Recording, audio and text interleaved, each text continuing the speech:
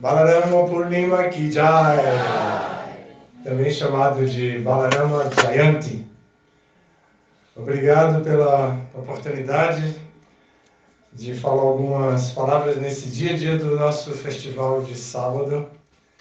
E estamos comemorando com presenças ilustres da congregação e do nosso menino Arthur, que virou homem, né? Sobrinho do Marcandeia. Já é pai? Parabéns. Quantos dias, menino?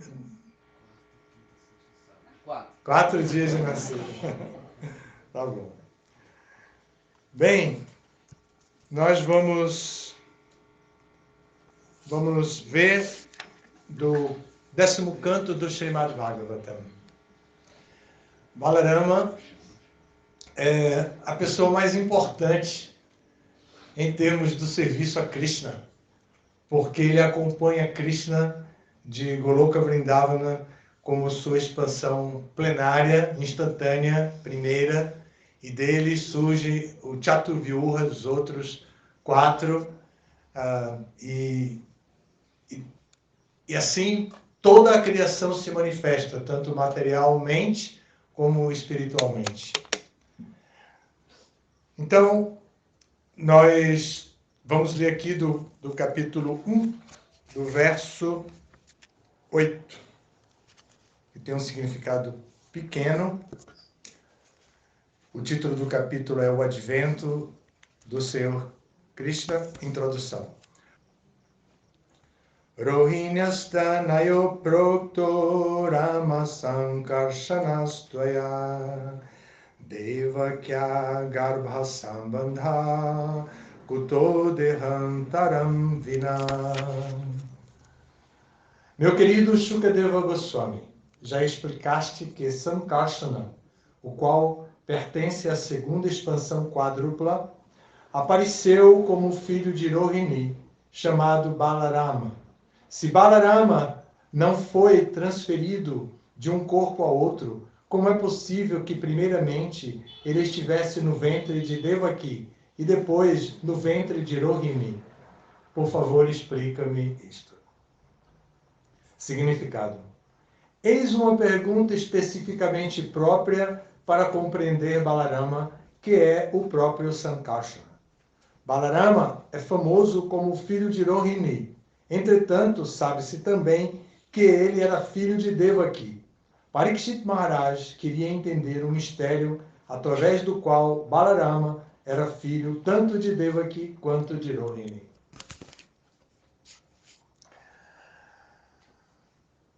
Então aqui nós vamos nos inspirar aqui nesse verso para falar um pouquinho sobre essa personalidade tão especial que comemoramos agora nesse mês e nessa lua cheia, o dia do seu aparecimento.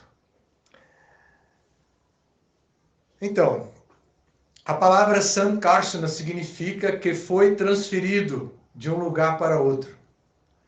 E ele recebeu esse nome dado por Garga Muni, que é um astrólogo da família dos Yados. A família dos Yados, sobrenome de Krishna, seria Yadu, né? Assim, Krishna, Balarama, etc. É uma dinastia, não é uma única família. Então, Vasudeva estava preso, mas uma de suas esposas não estava presa com ele. Estava em Vrindavana aos cuidados de Nanda Maharaj, que era Rohini. E Rohini, então, deu à luz a Balarama e ele, lá na prisão, recebeu a notícia de que Balarama tinha nascido. Então, ele contatou Garga Muni e pediu para Garga Muni ir até Vrindavana secretamente, para que ninguém soubesse, porque havia uma perseguição, a perseguição de Kamsa, e ele estava preso no próprio palácio de Kamsa. Então ele faz de um jeito que Garga Muni vá até Gokula, mas a pedido dele, etc., mas que não diga que está indo e nem o que vai fazer. Garga Muni era o sacerdote da dinastia Yadu, além de ser astrólogo e fazer a carta astrológica de toda criança que nascia, ele também dirigia todas as cerimônias da fase do nascimento, que começa com Jata Karma e depois Nama, acho que é Nama Karma também, e depois Anaprasana. Então essas cerimônias ele próprio dirigia. Então ele vai até lá, a pedido de Vasudeva, para fazer tudo isso, e faz a carta astrológica e dá o nome. Ele é o astrólogo quem dá o nome de acordo com a carta astrológica da criança. Então ele disse, essa criança vai trazer muita alegria para todo mundo, para toda a família. E, portanto, o nome dele deve ser Rama. E também ele vai ser muito forte em ambos os sentidos, material e espiritualmente. Então ele também deve se chamar de Bala. Então Bala Rama é o nome dele, né? Mas sem explicar, ele diz, mas também pelas características dele aqui, vamos chamá-lo também de Sankarsana. Mas ele não diz a história de que ele havia sido transferido por engenharia genética da época, transferido do ventre de Devaki para o ventre de Rohini. Mas ele apenas diz que o nome é esse, que o significado é que foi transferido de um lugar para outro. Então, ele dá esses nomes. Também disse que ele vai ser muito famoso e vai ter muitas virtudes. E o nome dele, ele também pode ser chamado de Balabhadra. Então, Balabhadra, Balarama, Baladeva e Sankarsana também. Então, ele recebe esses nomes, mas ele tem muitos nomes. Além desse, ele ganhou muitos outros nomes. Esses foram os nomes dados pelo astrólogo. Então, Rohini estava extremamente feliz, porque ela vivia muito triste. Acontece que ela era muito jovem e estava separada do marido, porque o marido estava preso. De acordo com, isso não está no Bhagavatam, mas de acordo com o Gopal Champu, um livro de Diva Goswami, ele diz que quando ela ficou com 3 meses de gravidez, que ela foi mandada para Gokula também, porque Vasudeva viu que Kamsa havia matado os filhos dele com Devaki. Embora ela não fosse a irmã de Kamsa e não tivesse sido profetizada que um filho dela mataria Kamsa, ainda assim, por precaução, ele pede para ela ir para Gokula ficar com Nanda Maharaj, que era irmão dele por parte de pai. Ambos são filhos de Surasena. Surasena era um kshatriya e ele se associou, se casou com uma garota que era Vaishya.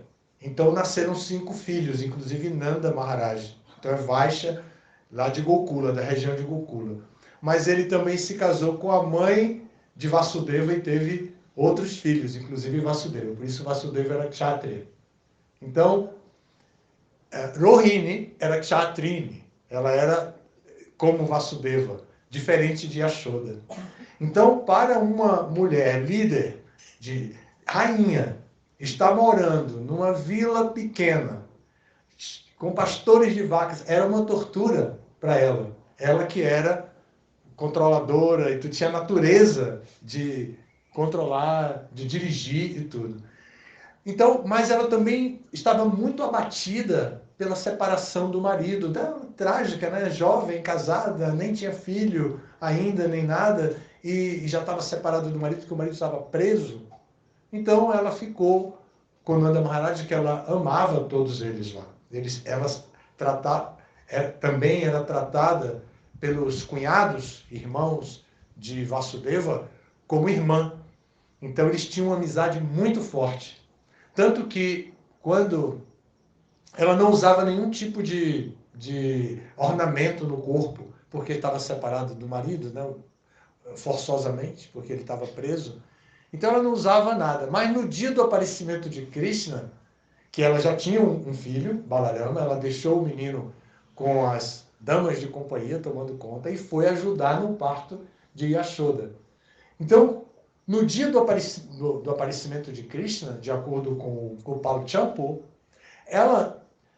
as mulheres entraram no quarto e o marido não pode participar do parto. Ele tem que ficar do lado de fora. Diferente do que a gente está vendo agora, com o parto humanizado e tal, que o marido participa, na cultura védica ele não participava. Então, quando a criança nasceu, Krishna nasceu e que foi anunciado que Krishna nasceu, Nanda Maharaj foi o primeiro a chegar na porta do quarto e ela entreabriu a porta e disse: "Você não vai entrar, irmão." Aí ele disse: "Mas eu quero ver meu filho." Ela disse: "Não, você só vai entrar depois que você me prometer algumas coisas." Ele disse: "Diga o que você quer." Ele disse: "Eu quero brinco, eu quero colar, eu quero pulseira, eu quero..." Aí começou a dizer tudo que ela queria. Maquiagem, tudo. E ele: "Eu dou, eu dou, eu dou, eu dou, eu dou." Depois que ele se comprometeu, aí ela deixou ele entrar para ver o filho. Isso é coisa de irmão mesmo, né? Ela, claro, naturalmente ela ia deixar ele entrar, mas eles já tinham essa onda e ela quis curtir essa onda. Ela estava muito feliz com o nascimento de Krishna. O filho dela, Balarama, que tinha nascido já, era um garotão, grandão, bochechudo. É dito que as bochechas dele pareciam bolas de algodão, porque ele era branco, sabe bola de algodão? Parecia bolas de algodão. E quando ele nasceu, ela olhava para ele e dizia assim, e pensava: "Meu Deus, mas ele é branco como as nuvens e, e os pés dele são como botões de lótus. Olha que mão!" E ela pegava na mão dele e dizia: "Essa mão dele parece um botão de lótus branco quase desabrochando." E o menino lá, né, no colo, era a suprema personalidade de Deus, mas no colo, vendo a mãe daquele jeito. Quando ele foi crescendo um pouco e começaram a aparecer os dentinhos, ela olhava para os dentes dele e dizia assim: "Mas parecem pérolas, eu acho que são pérolas, não são dentes." E ela tocava no dente assim, para ver, e ela dizia: "Não são pérolas, são pérolas." Aí eu olhava para as unhas do pé e disse: são rubis, avermelhados, são rubis." Ele é uma verdadeira joalheria, ela dizia assim. Então ela estava completamente encantada com o filho, embora o marido não tivesse ali. Mas ela estava recebendo apoio de toda a comunidade da vila, né? Era uma comunidade unida, dirigida por Nanda Maharaj, que era chamado de rei, e os seus irmãos, todos eles eram Nanda, Upananda, Sananda, todos eram 5, todos eles eram 5, criavam todos os filhos mais ou menos da mesma idade, criavam todos os filhos juntos, assim, em comunidade, mas todos com a sua vida privativa, né? Assim, na vila de Vrindavan, todos com a sua vida privativa, tanto que nós sabemos que as casas tinham uma despensa e um lugar onde as mulheres batiam iogurte para fazer manteiga, penduravam para proteger dos animais, né? Tudo isso nós já ouvimos dos passatempos de Krishna. Então, mas eles tinham essa vida privativa. Mas Krishna e Balarama, porque Balarama servia Krishna em tudo, ajudava, iam de dispensa em dispensa de toda a vizinhança, de todas as mulheres. Eles iam pegando praçada, né? Comida de toda a vizinhança. Então eles dois estavam sempre assim. E Balarama, que era o irmão mais velho, protegia Krishna, mas fazia tudo que ele queria. Todas as malandragens de Krishna ele apoiava. Também no Gopal Champu disse que uma vez ele chegou e Balarama chegou, porque eles moravam em casas diferentes, né? E ele chegou e encontrou Krishna gritando. E ele vai até onde Krishna encontra Krishna amarrado, naquela história da Modara, que ele é amarrado, né? encontra Krishna amarrado, ele diz, o que está acontecendo aqui? Ele disse, me solte, minha mãe me amarrou. E Balarama fez assim, cara, não, eu não posso soltar você. Ele dizia assim para a mãe ouvir, né? Que tava, eu não posso soltar você. Nossa mãe, a Shoda, amarrou, você deve ter aprontado. Aí, quando ele estava desamarrando, a mãe Yashoda grita, Balarama, para com isso, não solte seu irmão. Aí ele, não posso fazer nada. Ela é a nossa mãe, ela é a autoridade. Então eles tinham toda essa onda. E isso é Diva Goswami entrando nas minúcias, nos detalhes, né? Dos passatempos que a gente ouve no Bhagavatam, já com bastante detalhes. Então, por esse texto, com esse significado que nós lemos, Parikshit Maharaj quer ouvir sobre Balarama. Ele quer ouvir, ele está muito interessado em ouvir os passatempos de Krishna. O Bhagavatam já está no 10º canto, já passou por 9 cantos, cheio de conhecimentos, de certa forma técnicos, com muitas histórias complexas, histórias de dinastias e que se entrelaçam, de lutas, de disputas, tudo. O Bhagavatam já chegou no 10º canto, que é conhecido como o sorriso de Krishna, se for comparar que o primeiro canto são os pés de Krishna. Então, o 10º canto é o sorriso de Krishna, porque revela a identidade de Krishna. O rosto com o sorriso de Krishna revela a identidade de Krishna. Então, aqui, agora, Parikshit Maharaj está inquirindo de Shukadeva Goswami a respeito dos passatempos mais íntimos e confidenciais. Está chegando ao fim. Tem mais o 11º e o 12º cantos, que são bem menores. E são bastante filosóficos também, bastante interessantes, mas agora Parikshit quer saber sobre os passatempos. E Shukadeva Goswami vai contar com todos os detalhes que ele quer contar para Parikshit, para que Parikshit Maharaj possa, cumprindo a maldição, né, ele possa abandonar o seu corpo em paz, por ter ouvido perfeitamente tudo que ele queria, tudo que ele perguntou. Então, nessa condição, o Bhagavatam nos apresenta a grande oportunidade de conhecer detalhes da personalidade de Krishna, das amizades de Krishna, da convivência de Krishna em diferentes raças. E essa oportunidade dada no 10º canto, nós devemos aproveitar vindo desde o primeiro canto, segundo, terceiro, como os acharyas nos recomendam, estudando gradualmente até chegar aqui no 10º canto. Então, Balarama é a primeira expansão de Krishna. A Chaturvyuha original é Vasudeva, Sankarsana, Pradyumna e Aniruddha. E esse Sankarsana, que é o primeiro depois de Krishna Vasudeva, é o próprio Balarama, o Balarama de Vrindavana. O Balarama que acompanha Krishna, que sai de Goloka Vrindavana nessa expansão e vai até Bhaumi Vrindavana, que é a Vrindavana daqui que a gente conhece da Índia, e aí para realizar os seus passatempos. É esse mesmo Balarama, mas ele vai se expandindo e se expande nos Vishnus, nos 3 Vishnus, né? Karanadakashai Vishnu, Garbhodakashai Vishnu, Kshirodakashai Vishnu. Ele se expande nesses 3 Vishnus. Ele também se expande em Shesha, a serpente que é utilizada como leito de Vishnu. E também é dito que é a força da gravidade que mantém tudo nos seus devidos lugares, dentro de todos os universos, em cada planeta, com sua força da gravidade.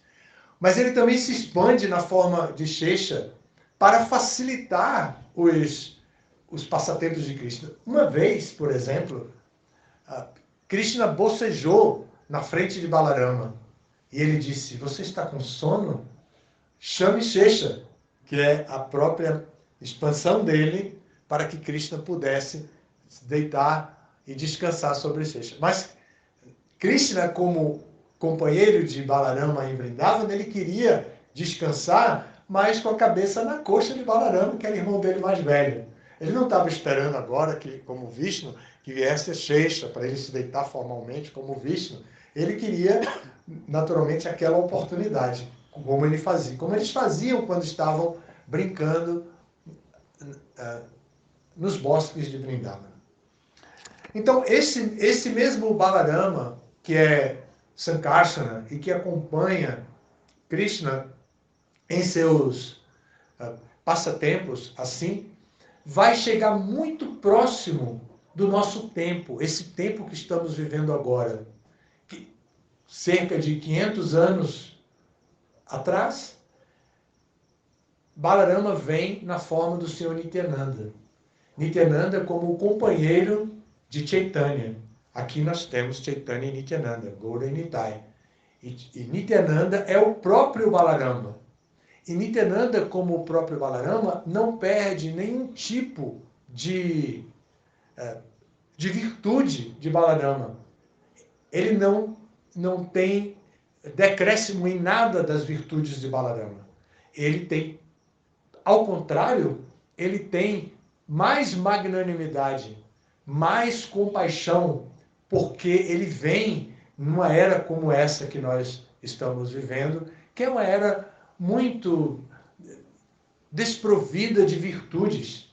As pessoas não têm virtudes elevadas, os seres humanos não têm paciência, não têm determinação firme, não têm bondade.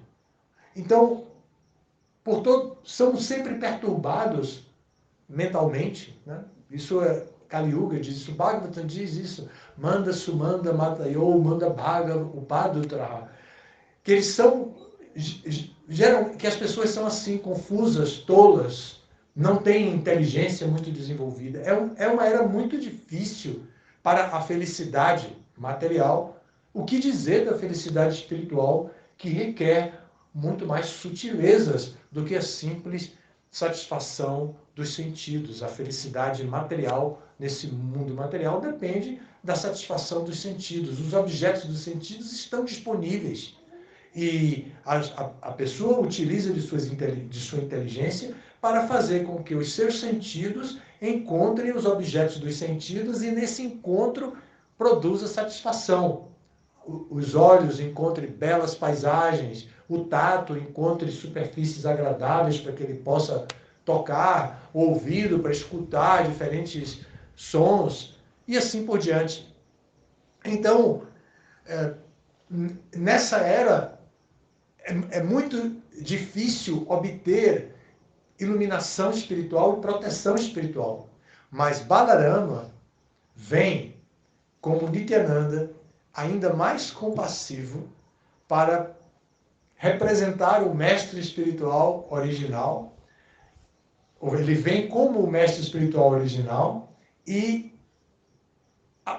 encurta todas as distâncias com as pessoas, se aproxima das pessoas e oferece às pessoas conexão total e completa com Krishna, com Chaitanya Mahaprabhu.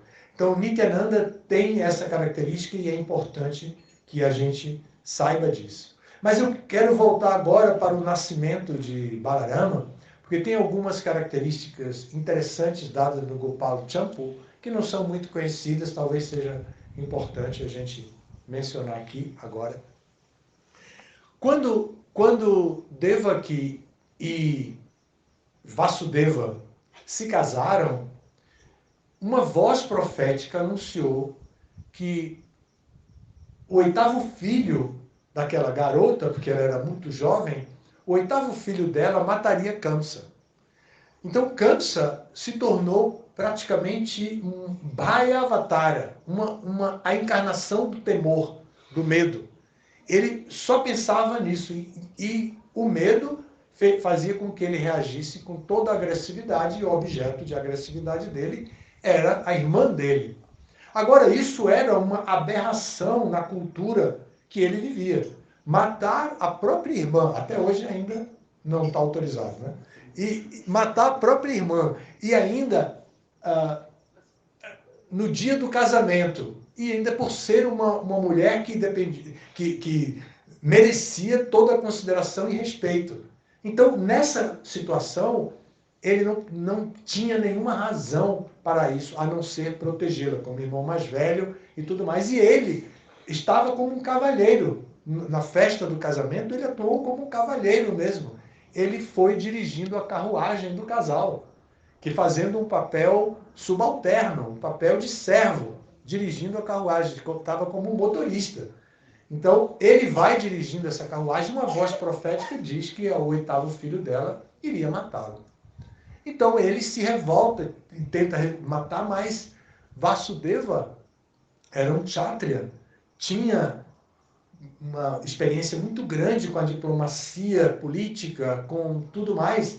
Então, ele resolve falar, interceder da sua esposa recém-casada, e ele intercede e Vasudeva acredita nele e não mata a garota, e Vasudeva promete que quando nascer filhos, se nascerem filhos, ele levaria para Kamsa. Então, foi o que fez. Ele foi para casa, não foi preso nem nada. Quando nasceu o primeiro filho, ele pega a criança, embala direitinho e leva até a Kamsa, até o palácio de Kamsa.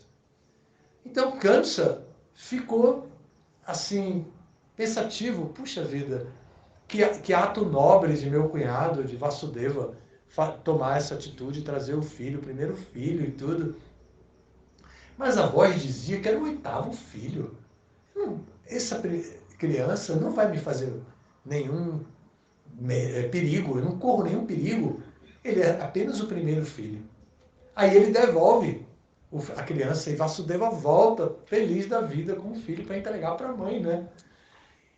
Entrega, mas os ministros de Kamsa dizem para ele: você realmente não entende das coisas.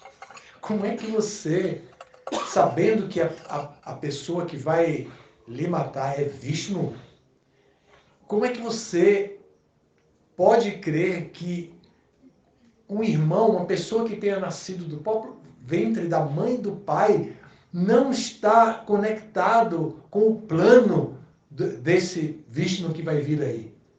Você não devia fazer isso, você devia matar o filho. E devia mantê-los presos, o casal preso até que nasça a 8ª criança, para garantir que ele não vai escapar. É o que Kamsa faz. Kamsa prende o casal, mata o primeiro filho, e assim nasce o segundo, o terceiro, vão 6. 6 crianças nascem consecutivamente e todas são assassinadas pelo próprio tio. Né? Então, quando ela fica grávida do último filho, não, melhor, do 7º filho, e o Gopal Champu diz que ela já estava no 7º mês de gravidez, então ela tem um parto prematuro. Com 7 meses não é mais aborto, é para parto prematuro. Então ela tem um parto prematuro, a criança... não, isso é o que a notícia se espalhou, que seria um parto, que teria sido um parto prematuro de um natimorto, né? Um bebê que nasceu morto. Mas, na verdade, o próprio Vishnu disse para Yogamaya, sua energia: você tem que fazer a transferência da criança do ventre de Devaki para o ventre de Rohini, que está lá em Vrindavana aguardando. E foi o que a Yogamaya fez.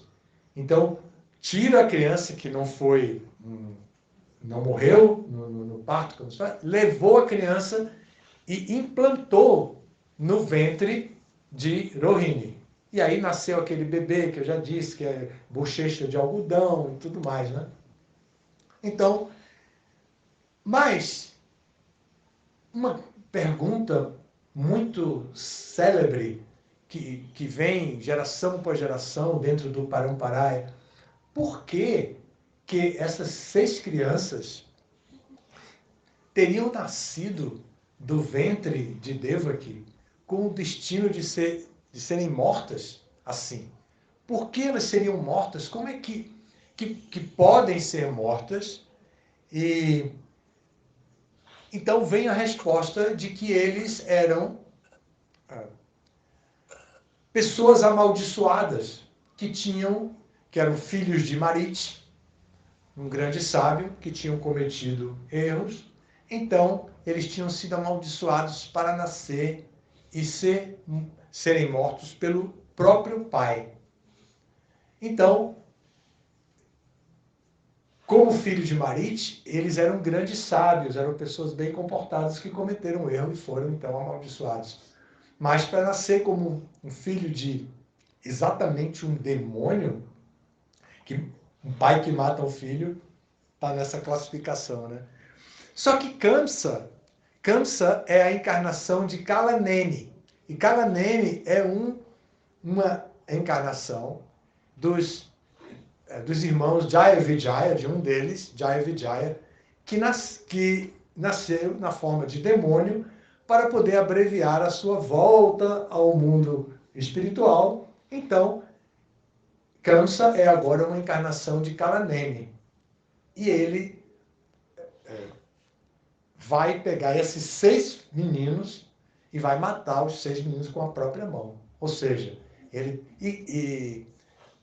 esses meninos foram filhos de Marit em um determinado momento, mas nasceram como filhos de Kalaneni em outro momento.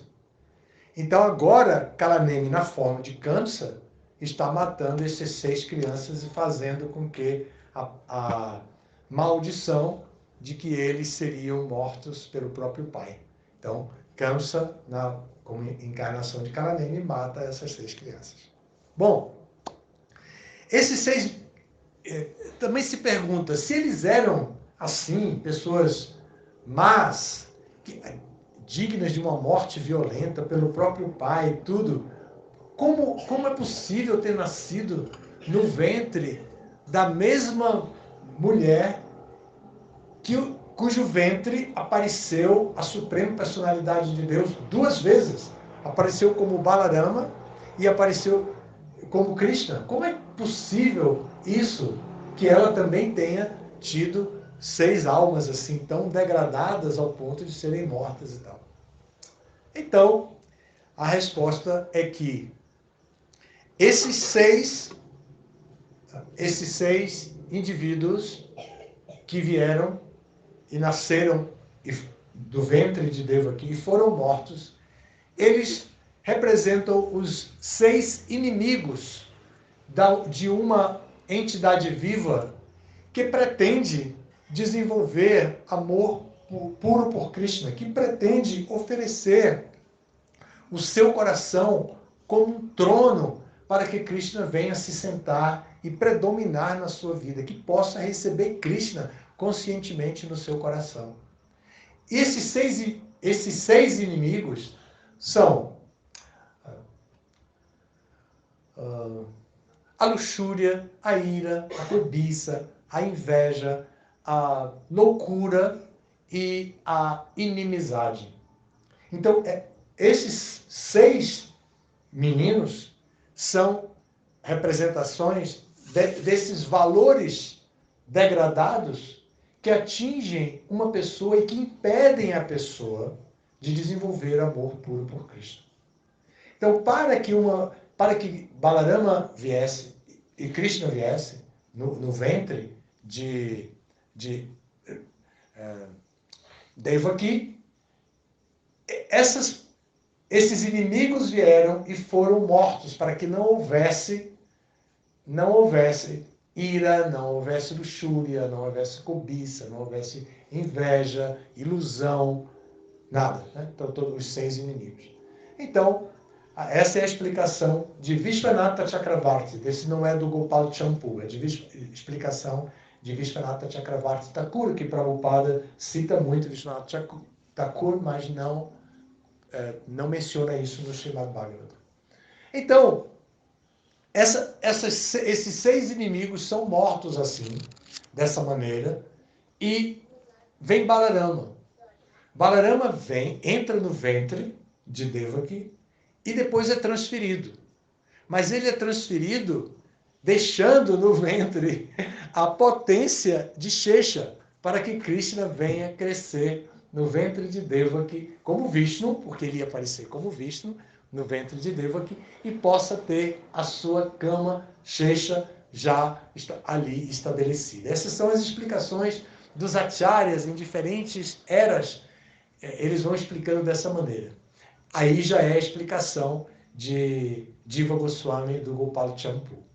Que Balarama sai do ventre, mas fica a sua potência Shesha ali para poder receber Krishna no maior conforto, Vishnu. Né? Então, Vishnu aparece no ventre de Devaki, e aqui o significado de Prabhupada questiona.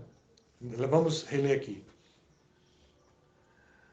Balarama é famoso como filho de Rohini. Entretanto, sabe-se também que ele era filho de Devaki. Parikshit Maharaj queria entender o mistério através do qual Balarama era filho tanto de Devaki quanto de Rohini. Agora nós estamos falando sobre isso, né? Ele era filho de Devaki porque ele apareceu, Balarama, porque ele apareceu no ventre de Devaki e foi transferido para o ventre de Rohini.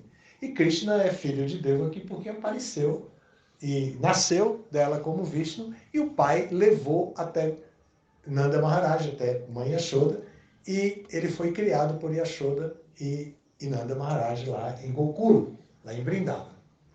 Então, essa resposta está sendo construída dessa maneira.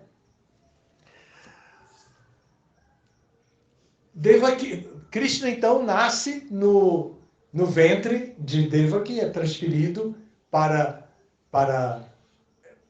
levado por Vasudeva para Vrindavana e é criado como Yashoda, e aí ele se encontra com Balarama. O Gopal Champu diz também que, embora Balarama fosse uma criança muito grande, muito bonita, ele, enquanto Krishna não nasceu, ele era inteiramente livre de qualquer atividade. Ele não se mexia, não fazia nada. Quando ainda Yashoda estava grávida, Rohini veio com aquela criança enorme, mas linda, mas que não se mexia, tipo paralisia, né? Assim. Então Yashoda disse: Rohini, deixa eu carregar ele um pouquinho, como as mulheres fazem, né? Deixa eu carregar ele um pouquinho. Aí colocou aqui. Quando colocou sobre a barriga, o menino começou a se mexer, a ficar ativo, porque estava em contato com a potência de Krishna lá dentro. E aí Rohini disse: não, me dá ele. Aí Yashoda devolve, e quando devolve, que ela pega o menino de novo. Fica todo quieto de novo. Mas quando Krishna aparece, Rohini tinha deixado ele, lembram? Rohini tinha deixado ele com a criada, a pessoa que estava tomando conta, para ela se ocupar no parto com Yashoda, que era cunhada, amiga e tudo mais dela ali. Então, depois disso, ela traz a criança, e quando os dois se encontram, então Balarama passa a exercer todas as suas funções normalmente, sem nenhum tipo de dificuldade. Então, essa é parte da história, e com algumas explicações que são dadas tanto do comentário de Vishwanatha Chakravarti, como do comentário como do texto do Gopal Champu. Esse texto do Gopal Champu foi publicado durante, creio que uns 2 anos, pela revista De Volta ao Supremo, Back to Godhead, em inglês, há muito tempo. E foi publicado por fascículos, assim, e todas essas histórias estão ainda registradas nessa revista. E o livro, Gopal Champu, também já está traduzido e publicado em inglês, que originalmente era em sânscrito, já está traduzido e publicado. É de Diva Goswami, um dos 6 Goswamis de Vrindavana, uma acharya na nossa linha, não tem nenhuma dificuldade e nenhuma restrição que possamos ter contato com essa literatura, muito embora Prabhupada não tenha traduzido esses livros. Não teve tempo suficiente para traduzir todos os livros dos Goswamis, né? Até, se vocês observarem, o 10º canto do Bhagavatam, considerando que ele poderia não concluir o Bhagavatam, Prabhupada fez o livro de Krishna.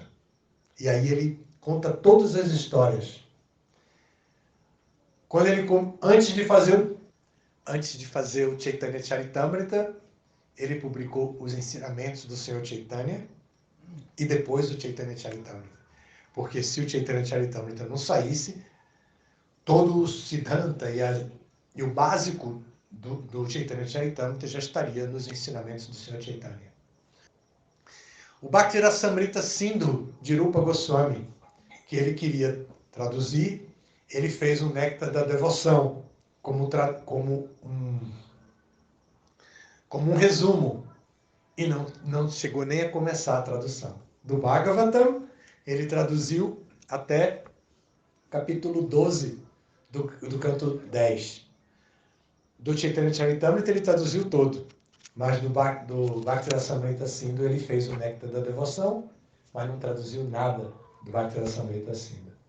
Então, Prabhupada tinha essa preocupação, não é? E ele não teve tempo suficiente. Foram pouco menos de 12 anos. 12 anos incompletos que Prabhupada passou no Ocidente fazendo esse trabalho intenso. Então é isso. Se vocês tiverem alguma pergunta, algum comentário. Sim, Mahanan.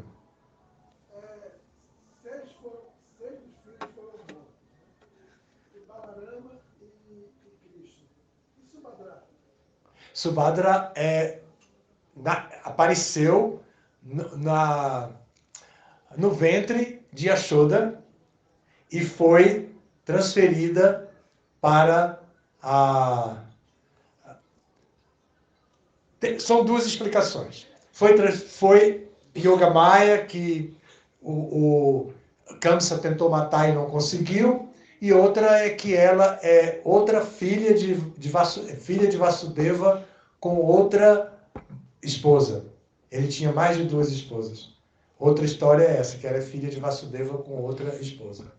Mas são essas duas explicações. Uma é que ela é a Yogamaya, que ela foi transferida, que ela é Yogamaya a gente sabe. E que ela foi... que Kamsa tentou matá-la jogando contra a parede, né? E quando ele vai jogar ela contra a parede, ela escapa e paira no ar e diz: seu patife sem vergonha, você pensa que pode evitar a morte, mas está enganadinho. Quem vai matar você já está crescendo longe daqui. Isso é o que ela diz. E paira no ar assim.